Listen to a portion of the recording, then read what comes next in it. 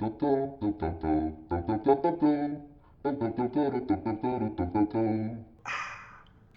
everybody, this is the Half Naked Quilter. My name is Clay and this is Season 1, Episode 5. So in the previous lesson, we actually sewed our first quilt block together. And we did that process start to finish. So we sewed that block start to finish, did one block, and then I had you do another block just like it on your own. For most of you, particularly for beginners, that's how you're going to do your blocks for a while until you get really confident. You want to do one block at a time until you get very comfortable with the process, and like I said, build some confidence. What I'm going to show you today is kind of an intermediate skill, and this is particularly aimed at the experienced sewers because you're probably going to go ahead and start doing this pretty soon. For those of you that are beginners, keep this in the back of your mind because there will come a point when you get enough confidence and enough experience that you're going to be looking for ways to make this process go faster. And that's what I'm going to talk about today. What I'm going to talk about is a technique called chain piecing. Now in chain piecing, what we're doing is reworking how we build the blocks. So instead of doing one at a time, which means sewing, going to the ironing board, coming to the cutting table, sewing, going to the ironing board, going back to the sewing machine, back and forth, right? It's a little labor intensive. What this process does is look at it more like a production line. And this is how experienced quilters who have to crank out, like the last quilt that I'm working on right now has 113 blocks in it. And if I had done them onesie twosie, it would have driven me crazy. It would have taken me forever. What chain piecing does is give you a different way of approaching the process of putting the blocks together. Like I said, beginners, you're not going to do this right now. So watch this as future reference, but don't feel like you have to do this right now. You're going to do your blocks one at a time and just build that experience, right? If you choose not to watch the rest of this video, because this is stuff that's for your future, what I need you to do is go ahead, you got pieces for 5 more blocks because we cut enough for 7. You did 2 in the previous lesson. If you don't want to watch the rest of this right now, go ahead and sew the other 5 blocks together because at the end of this process, we need all 7 of the blocks done. Because in the next lesson, we're going to talk about how to sew them together into a little mini quilt so we see how that process works. So beginners, if you don't want to watch this, just go ahead and sew the other 5 blocks together, and then I'll see you in episode, 6, right? Okay. For everybody who decided to stay, so chain piecing. Chain piecing basically looks at the process of sewing a block as a production process. So what we're trying to figure out is how can we resequence how we're sewing this together so we can do the same step for every block back to back to back to back to back. In fact, we're going to sew them right after each other without cutting them apart. And then come back and do the next step for each block back to back to back to back to back, right? It turns this kind of into a production line process and goes a lot faster. So let's go to the cutting table real quickly, just get reoriented. So we've got 2 blocks done, right? And we did these start to finish. Now let's go back one step. As we're trying to figure out how we can turn this into a production line process, let's go back one step. So the step just previous to this one, did I get that right? Yeah, I did. We ended up with 3 strips. Got that? Yeah. So the step just prior to this, we had these 3 strips, right? Dark, light, dark, light, dark, light, dark, light, dark. And then we sewed them together using the seam locking process to make the block, right? Okay. So what we could do at this point is say, okay, well, there's actually, if you think about it, 2 strips that look like this and a strip that looks like this. So there's one way to approach this doing a production process is we've got 5 more blocks to do. There's 2 of these per block. So I'm going to make 10 of these strips, 10 strips that look like this and 5 strips that look like this. Take all of them over to the ironing board, iron the seam allowances for all of them, come to the cutting table, pin all of the seam locks for all of them, go back to the sewing machine, right? So we're doing all 5 of these blocks at the same time. So that's one way to think about this in terms of turning it into a production process. We make 10 of these, 5 of these, and then go to the ironing board. We can take this one step further though. Let's go back one more step. So before we had those 3 rows done, what we had was something that looked like this.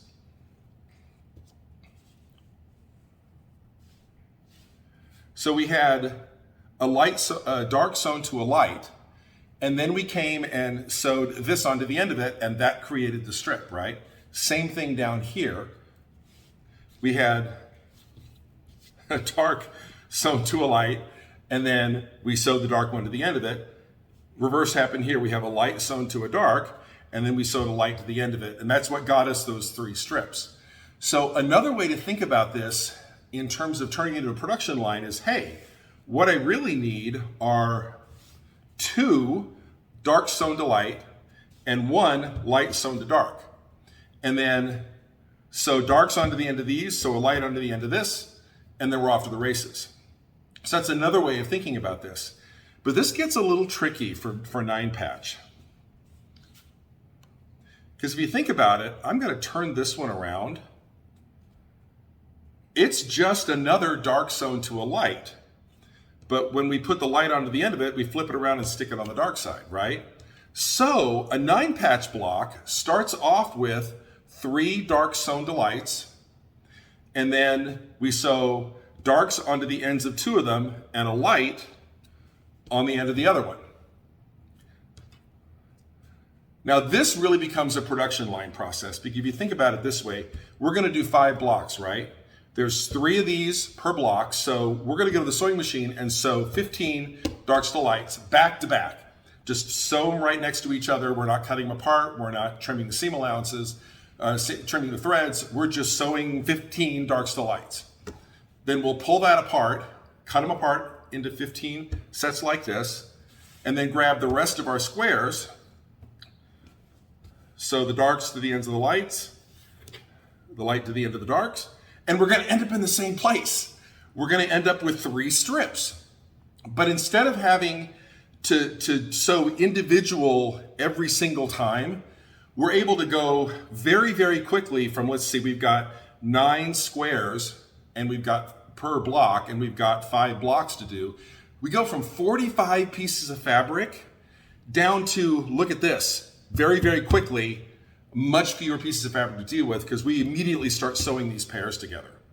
That's the nice thing about chain piecing, is you very quickly go from lots and lots of pieces of fabric to smaller numbers, and it becomes a little less unwieldy to be working with. Particularly when you're making 60, 70, like 113 for the quilt that I'm working on now, like 113 blocks, you can get from 1,500 pieces of fabric down to something a little more manageable very, very quickly this way.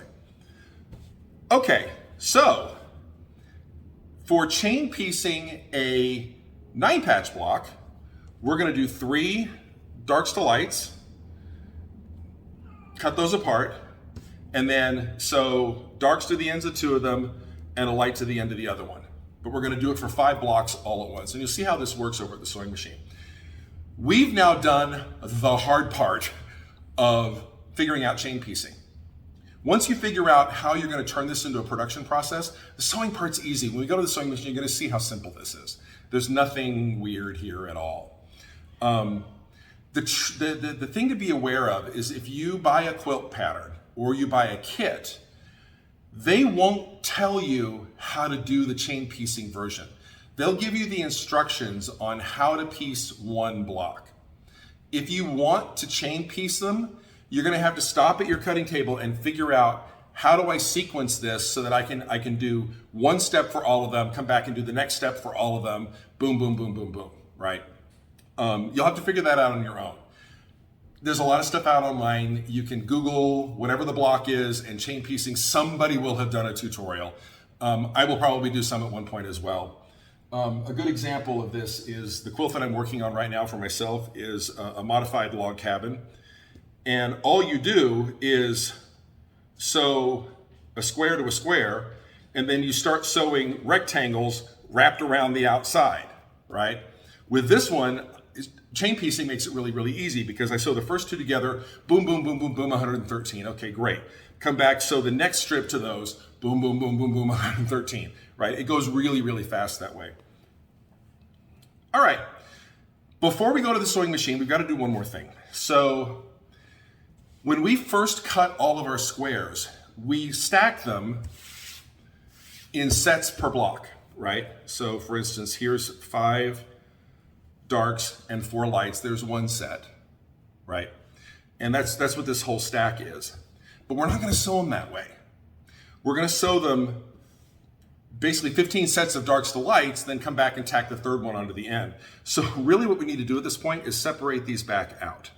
So we've got piles of color. There we go. We'll take this over to the sewing machine. We'll do 15 darks to lights, then we'll cut them all apart, and then we'll come back with the squares that are left, and as long as we've done our numbers right, all we have to do is, if we pick up a dark one, we're gonna sew it to the end of a white one. If we pick up a white one, we're gonna sew it to the end of the dark one, and we should end up with 15 strips of 3 by the time we're done, then we can just take that whole stack over to the ironing board, iron the seam allowances all at once, bring that whole stack back here to the cutting table, pin all the seam locks, take that whole stack back to the sewing machine, boom, we finish them all at one time. So we're ready to go to the sewing machine now. One thing I will recommend is if you decide to do chain piecing on a project, sew the first block start to finish. That way you've got a sample. So if you get lost or confused, you've got a sample block you can always go back and look at for reference purposes. So I always recommend, if you're gonna chain piece a project, do one block start to finish first, just to get yourself wrapped around the process and you've got a sample to look at if you get lost when you're sewing this thing out of sequence, right? It provides a really, really nice reference. All right, so like I said, beginners, if you're still watching, you're not gonna do this. This is intermediate level skill stuff. Great that you watched it, great that you're getting an idea of where this process can go, particularly on really, really big projects. Right now, don't try to do this. You're gonna sew all of your blocks one at a time, start to finish. So go to the sewing machine, sew all 5 of the remaining blocks, and then we'll see you in the next episode where we're gonna sew those together and make a little mini quilt out of them. Advanced sewers and those of you that are beginners and are really ambitious, let's grab these and let's go to the sewing machine. Okay, here we are sitting at the sewing machine. We've got our 2 stacks of squares. Now remember, the first thing we're gonna do is we're gonna sew 15 darks to lights. So let's count out 15 of each. 1, 2, 3, 4, 5, 6, 7, 8, 9, 10, 11, 12, 13, 14, 15. Okay, there's 15 of the darks. Now let's count out 15 of the whites. 1. So now what we're gonna do is just sew 15 darks to lights, right? So there were 3 per block and we're doing 5 blocks. So we've got to do 15 darks to lights and we're just going to sew them right after each other. We're not going to stop and cut the threads. This is one of the things about chain piecing. It really speeds the process up is we're not going to stop and cut the threads every time. So here we go. So grab the first one. I'm going to put these off camera out of the way because the quarters are a little bit tight here. Alrighty, so this sewing goes exactly the way it did before. We're going to start just in front of the needle, right? Start sewing. Now we're going to sew right off the edge like we normally do. And then rather than stopping and cutting the threads on that, we're just going to sew the next one right after it. It's going to make a whole string of these things, basically a chain, which is where we get the idea of chain piecing. So the next one, there's 2. Here's 3.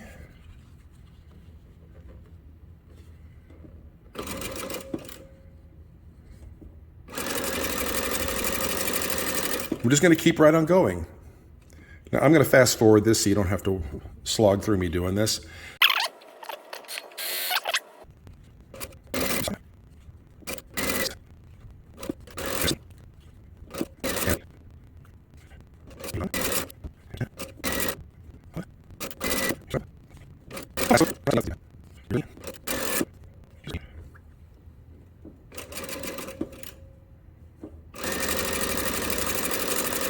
And here's 15. All right. So there's step one for all 5 of those blocks.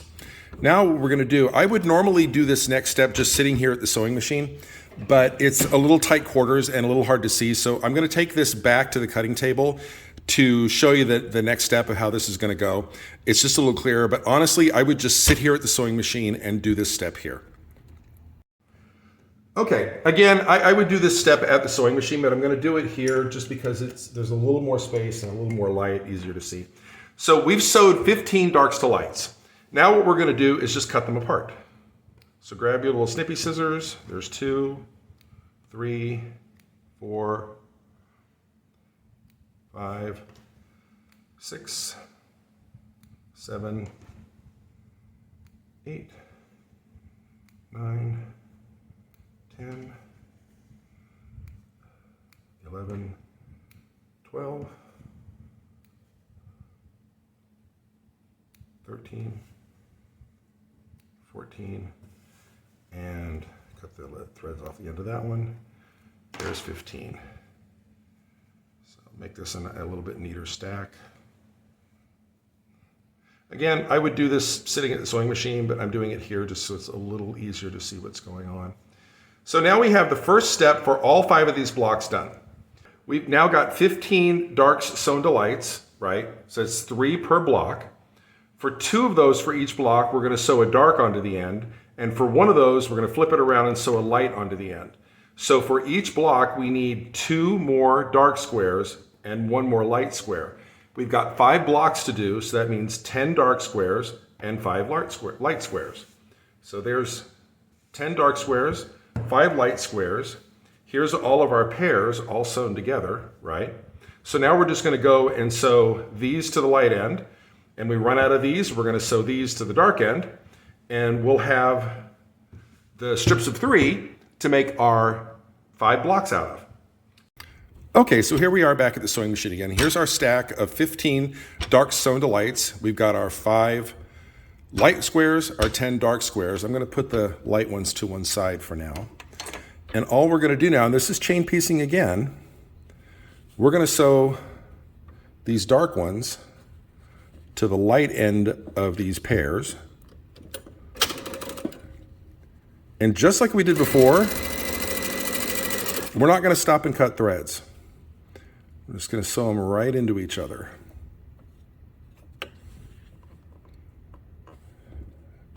So there's the second one. You can already see how much faster this is. When we finish this process, we're going to have all of the strips to make the blocks all done for 5 blocks. And it takes, less than half the amount of time. There's 3.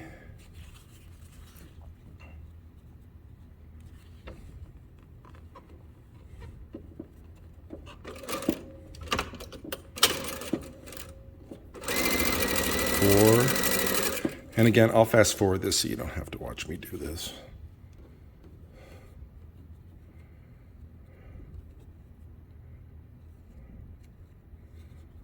5.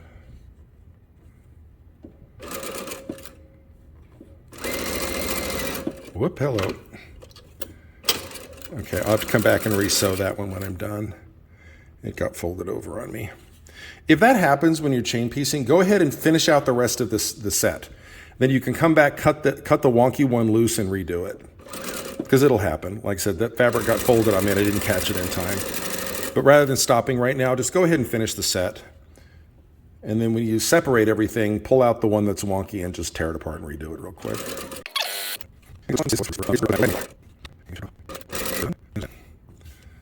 So now we've got the top and bottom strips for all 5 of these blocks done.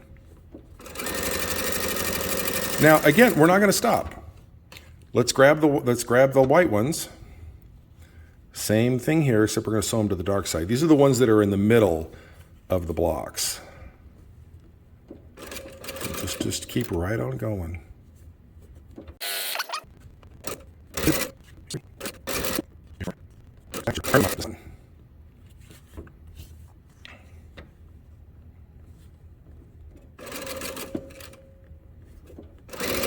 There we go. Now we'll pull it off the machine And again, I would do this sitting here. Same process as before. You're going to cut them apart, right? Make yourself a stack, right? So you just cut them apart. And then at this point, you go over to the ironing board and iron the seam allowances all one direction, just like we did when we were building the blocks one at a time. In fact, from here on out, you're going to finish the blocks individually. Okay, at this point, we have finished sewing our strips together, right? I've got 3 here, but you're going to be looking at a stack of 15. From here on out, the process is exactly the same as you did it for doing an individual block. You could go through and sew all of the first 2 together and then come back and sew the 3rd one on. There comes a point in the chain piecing process where you don't really get anything by doing it that way anymore. There always becomes a point where, you know what, at this point, let's just start finishing blocks. And we're kind of there here for 9 patch. So you've got 15 of these strips done. We've got them ironed, right? So the seam allowances are all ironed. What you're going to do now is exactly what you did in the last lesson when we were sewing an individual block. Just pick up 3 at a time, pin the seam locks, right? Or if you're going to do them on the fly, we'll do them over at the sewing machine. But from here on out, it is exactly the same way as we did it in lesson 4. The process is exactly the same. So I'm not going to drag you through that again. Just go, literally you're going to follow the exact same process. You're going to sew the 3 strips together using seam locking. Then you go to the ironing board, iron those seam allowances all one direction, and you're done. All right? Okay. So it takes a little bit of time to figure out what the process is going to be. But once you figure out what the sewing sequence is going to be, the sewing process is pretty straightforward. And at some point, you're just finishing blocks, and it's just like you were doing the blocks onesie twosie. So at this point, you should be sitting at a stack of 7 blocks. Now we're going to take, in the next lesson, we're going to take those 7 blocks. Remember, 9 patch has a block that's made out of 9 and then a solid block that's the same size in a checkerboard pattern. In the next lesson, what we're going to do is we're going to cut those larger squares, and then we're going to put this together in a little mini quilt so you can see how the final assembly process goes. When we finish that in the next lesson, you're going to be ready to start your first project on your own. So in the lesson after that, so this is number 5, that'll be 6. In lesson 7, we'll talk about your first project. So I'm going to give you 2 versions. We're going to do a lap quilt version for the beginners, and we're going to do a twin bed version for the folks that are a little bit more experienced.